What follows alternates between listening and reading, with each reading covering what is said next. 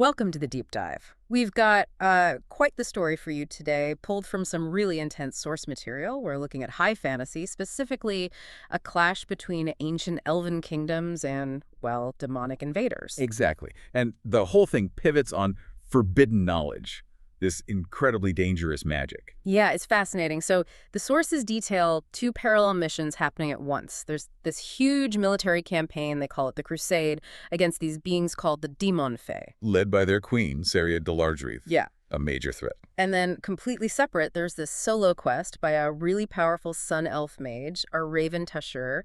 He's kind of isolated politically, but super capable. Right. And his mission involves unlocking the secrets of an artifact, the Seleucurira. So our goal today is to really unpack how the pressure of this war forces Araevin to, well, basically break all the rules of magic. We'll get into the politics, too. The squabbles within Evermeet's high mages, these weird alliances between humans and even devils.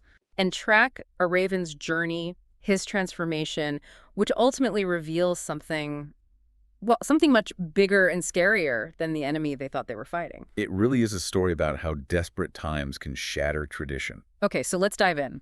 The setting. It's the year of lightning storms, 1374 DR. Our mage, Araevin Teshurr, he's just come back to his base, Tower Rylock in Evermeet. And it's grim. There's just been a Daemonfey raid, a really bad one. 2 high mages were killed. But Araevin, he's just had this massive success, hasn't he? Oh, yeah. He recovered this legendary, incredibly dangerous artifact called the Seleucurira, also known as the Nightstar. The Nightstar, right. And he actually used its power to fix this huge magical defense, the Mythal around Myth Drannor, that basically won them a key battle at the Lonely Moor. Okay, hang on. We should probably explain Mythal and why this Seleucurira thing is so scary. What are we talking about here? Good point. So a Mythal, think of it as the cornerstone of high elven magic. It's like a massive, permanent magical dome over a city or area. Protecting it. Exactly. It can ward off demons, control weather, stabilize magic portals. Incredibly powerful stuff. It takes immense skill, usually a whole circle of mages, to create or maintain one. What Araevin did, removing it, that's high magic. The most potent, most dangerous kind. And the Seleucurira, the Nightstar. That's the scary part. It's a type of lorigem, but it lets a single person wield that kind of high magic power. Normally, that's forbidden, far too risky. It's meant for groups, for checks and balances. So he uses the ultimate magical power tool, saves the day, and his reward is getting hauled in front of the remaining high mages. Pretty much. Killian Thiel, the new Grand Mage, Braithel, Olather, Anful, and the others. Yeah. They're grateful, sure, but they are terrified of the Nightstar he now holds. Why? Because it's dangerous. Deeply dangerous. Their whole history screams caution with high magic. It goes spectacularly wrong. So they tell him, look, you're young. He's under 3 centuries old. You need to put that thing away and study properly for 50 years before touching this stuff. 50 years. But Araevin just refuses flat out. He does. And this isn't just ego. It's a direct challenge to Evermeet's entire political structure, which the sources say is already kind of fragile. Fragile how? Well, the leadership is wounded. Braithel Olather is only Grand Mage because the previous ones were killed in the raid. They're relying on old rules, on tradition, in a crisis that demands speed. And Araevin basically says, tradition be damned. Exactly. He says, time's up. I've seen the enemy, I know the risks, and I'm the best one to handle this stone. It's rebellion born out of necessity. And what the enemy, Sarya Dlardrageth, is doing kind of proves his point, right? Absolutely. She hasn't just licked her wounds. She's retreated to the ruins of another ancient elven city, Myth Drannor. And she's working with an archdevil, Melchizedek. Doing what? Learning how to twist and corrupt Myth Drannor's own ancient mythal. Araevin sees this ticking clock, this existential threat growing, while the council tells him to wait half a century. That's why he takes matters into his own hands. Okay, so he needs another way. He can't wait for the council, can't use a traditional circle. This leads to the 2 paths to high magic you mentioned. Right. First step, he uses the Nightstar itself to mentally confront the entity trapped inside it. Which is? An ancient, evil Daemonfey archmage named Seiveril Dlardrageth. Talk about consulting the enemy. Yikes. And what does Seiveril say? He confirms the quick route to high magic is transformation, binding yourself to a demonic essence. That's how the Daemonfey get their power. Which Araevin obviously rejects. Instantly. But he pushes, asks if there's any other way. And Seiveril, probably laughing, gives him the clue. Mockingly, yes. He points Araevin to someone from the distant past. Ithraid's, a grand mage from Arkarar 5,000 years ago. Apparently, Ithride's figured out how to wield high magic solo, without demonic pacts or a circle. The non-demonic loophole. Exactly. Araevin silver bullet. And just like that, the mission changes from military defense to this desperate historical research quest. So he gathers a small group, including Seiveril Miritar.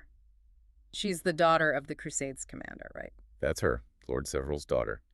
And they trek thousands of miles to Silvery Moon, heading for the Vault of the Sages. A giant library, basically. One of the biggest. And there, buried in the archives, they find the next piece. Ithride's knowledge wasn't lost. It was taken by a star elf, a scholar named Morthal. A star elf. Yeah, a different branch of elven kind. And Morthal took this knowledge to a hidden realm, Urishinyar, supposedly located somewhere in the Forest region. Another huge journey. But before they even set off, there's this big moral argument that flares up, particularly with Seiveril. Oh, definitely. She really lays into Araevin here. She sees him using this dangerous Nightstar chasing forbidden lore. She calls it a slippery slope. She thinks he's compromising too much. She asks him straight up if the ends justify these means. She compares what he's doing, using this inherently perilous artifact to, like, casting forbidden necromancy spells just to win a battle. It's a really sharp critique. Asking if he's becoming the thing he's fighting. Fundamentally, yes. Can you use dark tools without becoming tainted? That's the question hanging over Araevin. And his defense. Pure pragmatism. He argues Sarya Dlardrageth is such an overwhelming threat that any risk, any tool is necessary to stop her before she corrupts Myth Drannor completely. It's that classic dilemma, principles versus survival. So, while Araevin is off on this ethically dubious research trip, his companion's father, Lord Seiveril Miritar, is fighting the actual war. Let's shift to that geopolitical battlefield. Right, and Seiveril's got his own massive problems, mostly political ones involving the humans nearby. What's happening there? Classic opportunism. You've got the Zhentarim, led by Fold Chembril. He's a chosen of the evil god Bane, so bad news. And they're scheming with Malthair, the ruler of Hillsfar. And their plan. While Seiveril's elf army, the Crusade, is focused on the Daemonfey threat near Myth Drannor, the Zhentarim and Hillsfar plan to invade and snatch up the Daelans places like Mistledale and Shadowdale. Just grabbing land while the elves are distracted. Pure cynicism. But Sarya, the Daemonfey queen, she's playing an even bigger game. How so? She's also maneuvering against those same humans, Hillsfar, and another nation, Sembia. The sources say she intends to bleed them dry first. She's using her demonic allies and mercenaries to weaken these human kingdoms before she fully commits to fighting Seiveril's main army. Wow, so it's like a three-way chess game with demons involved. Pretty much. Yeah. And Seiveril gets dragged into it. His crusade has to fight a big battle near Shadowdale against the Zhentalar forces. Does he win? He does, but the sources note the Zents were openly using demons and Yugoloths, other fiends, as allies. It shows how deep the corruption runs. And Sarya's reaction? She doesn't like being double-crossed by Malthair of Hillsfar, so she retaliates brutally, sends her own elite fairy warriors and demons to just slaughter everyone in the First Lord's Tower in Hillsfar and bring it down. Political terror. So Seiveril's caught between the Daemonfey ahead and treacherous humans at his back. What's his strategy? It's smart, actually.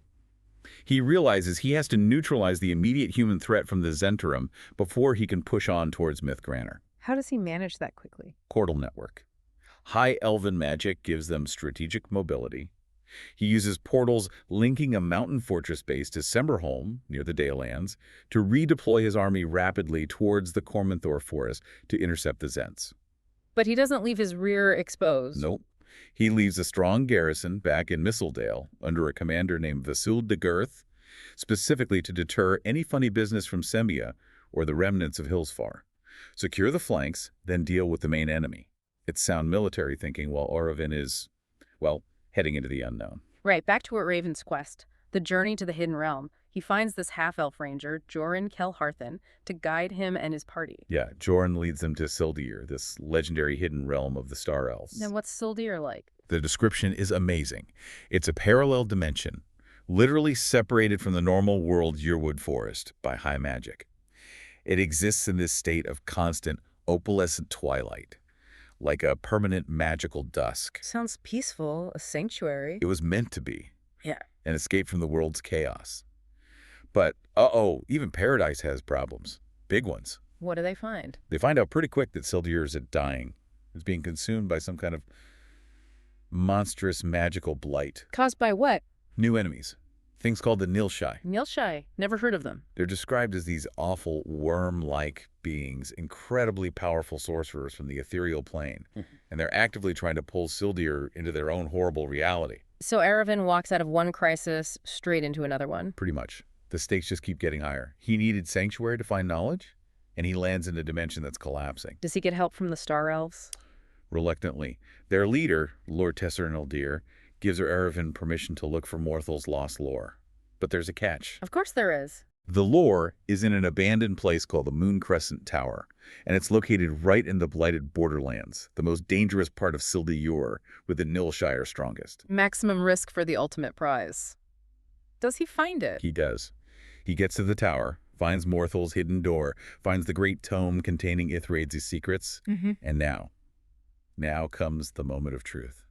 He has to perform the rite. The Telmirkar and Ashir, the transformation Ithraid's discovered. Exactly. This is the alternative path he's been searching for, the way to high magic without selling his soul to demons. And the sources emphasize how he does it, right? He invokes specific powers. Critically important detail.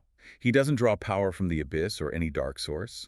He specifically invokes Aryvandaar, the celestial plane, the home of the Elven gods. It's a conscious choice of alignment, purity over power at any cost. What happens? It's profound. He has this vision of a celestial being, an Eladrin queen, and undergoes the complete physical and magical metamorphosis. He comes out of it literally glowing gold, feeling, the description is like steel hard flame. Wow. So he did it. He found the clean path to ultimate power. He solved the puzzle. He absolutely did. He'd achieved high magic capability on his own terms. But the story doesn't end there. There's still the Nightstar and Seiveril inside it. This leads to the final, really shocking twist, the true calamity. Right. Having gained this immense power and clarity, Araevin immediately turns his attention back to the artifact, to the evil essence trapped within. Time to clean house. He confronts Seiveril again. One last time. And Seiveril is absolutely furious. Why? Because Araevin succeeded. Not just that. Because the way Araevin succeeded using that celestial rite, the Telmirkar and Teshurr, it did something unexpected. It cleansed Araevin of the last tiny bit of Dlardrageth blood he apparently had. Dlardrageth? Yeah. Like Seiveril. They were related somehow. Distantly, yes. A common ancestor tainted by demonic bargains ages ago.